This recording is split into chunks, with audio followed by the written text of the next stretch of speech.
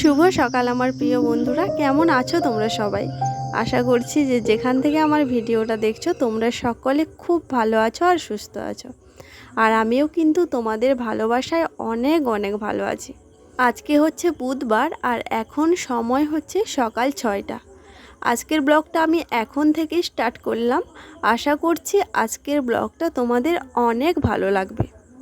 আজকে অবশ্য সকালবেলা ঘুম থেকে উঠতে একটু লেট করে ফেলেছি, কারণ কি ঘুম থেকে উঠেই দেখি শাশুড়ি মায়ের আশিপাশি সমস্ত কাজকর্ম হয়ে গেছে। তো ঘুম থেকে উঠে আমার একটা মাত্র কাজ, সেটা হলো মেয়েকে রেডি করে স্কুলে পাঠানো। আর এখন বৃষ্টির কারণে আমাদের স্কুল গাড়িটা ভেতরে আসতে পারছে না, যার কারণে শ্বশুরমশাইয়ের বাইকে করে মেয়েকে স্কুলের গাড়িতে তুলে দিয়েছে। তো তারপরে আমি পুজো টুজো সেরে আর খাওয়া দাওয়া করে তারপরে দেখো আমাদের সবজি বাগানে এসেছি। আর জানো তো, এবছর কিন্তু আমাদের বাগানে অনেক সবজি লাগানো হয়েছে।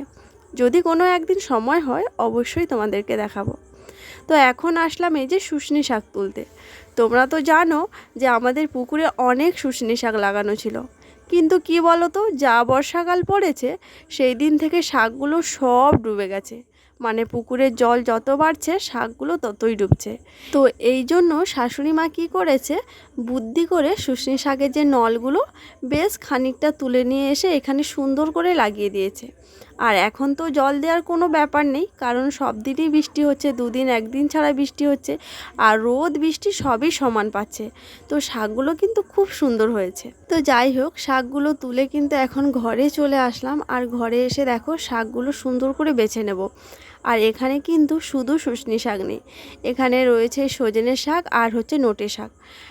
তো সব রকমের শাক মেশামেশি করে তুলেছি। আর দেখো, যখন বাড়িতে কোনো সবজি চাষ করা হয় তখন কিন্তু সংসারের অনেকটা হেল্প হয়, বেশ খানিকটা টাকা কিন্তু বাঁচানো যায়। এক সপ্তাহ বাজার যদি না করা হয় আমরা কিন্তু টেনে টুনে পার করে নিতে পারবো।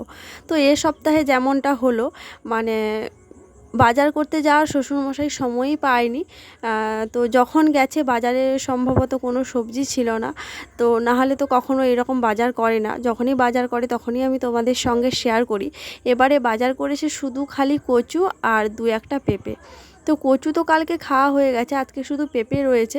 তো রান্না করার সময় আমি ভাবছিলাম যে আজকে কি রান্না করব। আর মাছ দোকানিও আজকে আসেনি। তোমাদের দাদাভাই যদিও বাড়িতে থাকে, পড়ে পড়ে 9টা অবধি ঘুমোবে, তো উঠে গিয়ে মাছটা নিয়ে আসবে না। আর যেদিন দেখবে যে ভাতের সঙ্গে মাছ নেই সেদিন অল্প একটু খেয়ে উঠে পড়বে, কিন্তু বাজারে গিয়ে মাছটা নিয়ে আসবে না। তো আজকেও তাই, ঘরে ছিল কিন্তু বাজারে গিয়ে মাছটা নিয়ে আসলো না। ঘুম থেকে উঠে ব্রাশ করে খেয়ে দিয়ে দোকানে বেরিয়ে গেল। আর মাছ দোকানে তো আমাদের পাড়াতে আজকে আসেইনি, তাই মাছ তো নেওয়াই হয়নি। ওই জন্য ভাবছিলাম কি রান্না করব। তখনই শাশুড়িমা বললো যে গিয়ে কয়েকটা শাক তুলে নিয়ে আসো। আর গতকাল রাতে হচ্ছে বাবা সোয়াবিনের প্যাকেট একটা নিয়ে এসছে, তো ভাবছি ওই সোয়াবিনটা রান্না করব আর শাকটা রান্না করব। আর ওই যে পেঁপে আছে, বাবা অনেক দিন ধরে বলছিল যে পেঁপের ঘন্ট খাবে, মুগ ডাল আর মসুর ডাল মিশিয়ে হচ্ছে পেঁপের ঘন্ট করব। কি অবস্থা দেখো, এখন এখন 12টা 12:30 মতো বাজে। ওদিকে আমার কিন্তু সমস্ত রান্না বান্না কমপ্লিট। আর শ্বশুরমশাই হচ্ছে দোকান থেকে আসার সময় এই যে চিংড়ি মাছ নিয়ে এসছে, বেশ খানিকটা নিয়ে এসছে, এই 300 350 মতো হবে। আর চিংড়ি মাছে আমার অ্যালার্জি আছে, চিংড়ি মাছ কাটলেই আমার খুব পরিমাণে হাত চুলকোতে থাকে, যার কারণে মা হচ্ছে চিংড়ি মাছটা কেটে নিচ্ছে। আর দেখো আমার রান্না বান্না হয়ে গেছে, উনুনটা এলোমেলো হয়ে পড়ে আছে। আর আসার আগে অবশ্য বাবা ফোন করেছিল, ওই কারণেই হচ্ছে সোয়াবিনটা রান্না করিনি। তো ওদিকে হচ্ছে পেঁপের ঘন্ট রয়েছে আর আলু ভাজা রয়েছে, আর এখানটায় হচ্ছে শাক ভাজা। তো এই যে মাছটা নিয়ে এসছে, মাছটা তো কড়াতে রান্না করব না, কারণ আজকে চিংড়ি মাছের এই যে বাটি চচ্চড়ি করব। তার জন্য দেখো এখানে যা যা মশলাপাতি লাগে সমস্ত কিছু দিয়ে নিয়েছি। তারপরে ভালো করে সর্ষের তেল দিয়ে চিংড়ি মাছটা আর মশলাটা ভালো করে মিশিয়ে নেব। আর এটা কিন্তু এখন গ্যাসেই করব। তারপরে চিংড়ি মাছটা এখানে বসিয়ে দিয়ে আর রান্নাঘরটা পরিষ্কার করব, কারণ রান্নাঘরটা পুরো তো এলোমেলো হয়ে আছে। তো ওই কারণেই রান্নাঘরটা পরিষ্কার করব। তো মা যখন চিংড়ি মাছ কাটছিল তখনই আমি সেই ফাঁকে হচ্ছে মশলাটা করে নিয়েছিলাম। এই জন্য মা যখন চিংড়ি মাছ কেটে নিয়ে আসে সঙ্গে সঙ্গেই কিন্তু আমি মশলাটা মাখিয়ে রান্নাটা বসিয়ে দিয়েছি। আর রান্না করার পর যদি কিছু বাড়িতে নিয়ে আসে না, আমার সত্যি বলছি, জানি না কার কেমন হয়, আমার তো পুরো রাগ ধরে যায় একদম। ইচ্ছেই করে না যে আর রান্না করি। যতক্ষণ রান্না করছি ততক্ষণে যদি কিছু নিয়ে আসে ঠিক আছে, কিন্তু যখন রান্না বান্না শেষ হয়ে যায় তারপরে যদি কিছু নিয়ে আসে না, আমার প্রচুর রাগ ধরে, প্রচুর।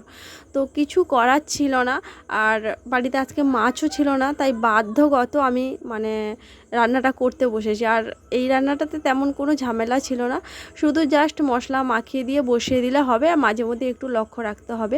আর বাটি চচ্চড়ি আমাদের বাড়িতে সবসময় এভাবেই হয়, কাঁচা চিংড়ি মাছের সুন্দর করে মশলাপাতি মাখিয়ে তারপর রান্নাটা করা হয়, তবে খেতে কিন্তু দুর্দান্ত লাগে।